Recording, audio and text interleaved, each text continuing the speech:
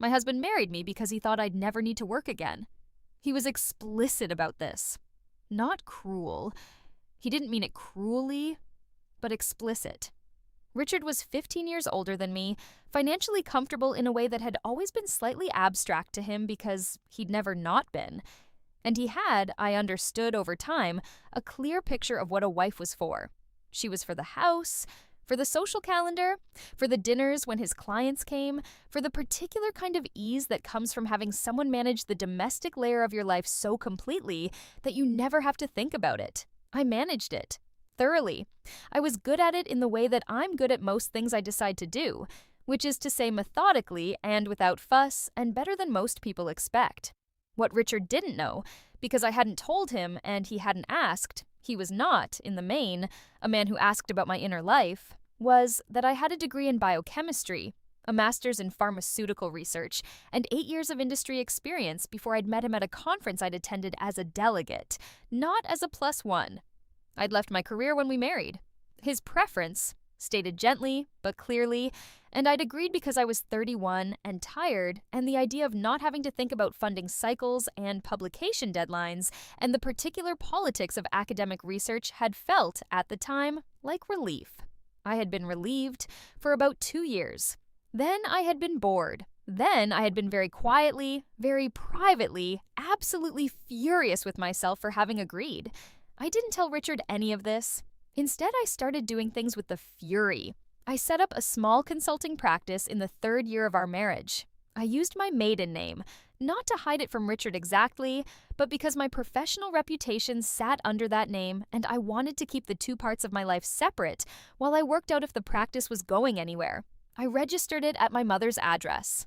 I told Richard I was doing some voluntary advisory work for a charity connected to pharmaceutical research, which was true enough that I didn't feel dishonest about it. The practice went somewhere.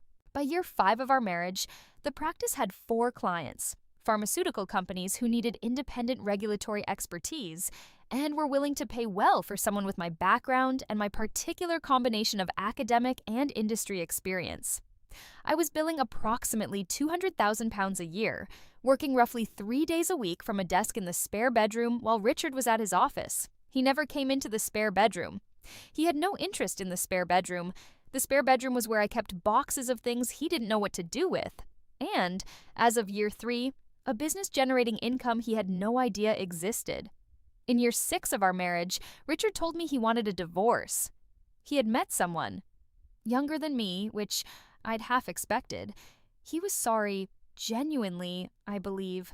He said all the right things about it not being my fault, about having grown apart, about wanting to be honest rather than allowing things to continue as they had been. He was gracious about it. Richard was often gracious. It was one of the things I genuinely liked about him. Then he said he wanted to discuss the financial settlement. He had, I could see, thought about this carefully. He spoke about what he considered fair, a lump sum, continued use of the car, a proportion of the property equity. He was generous by the standards of these conversations, I think.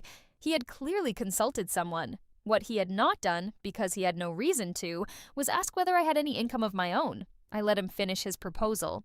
Then I told him about the practice. The expression on his face when I explained what I had been doing for the past 3 years is not something I will forget easily. It wasn't anger. It was something more complicated. A recalibration happening in real time.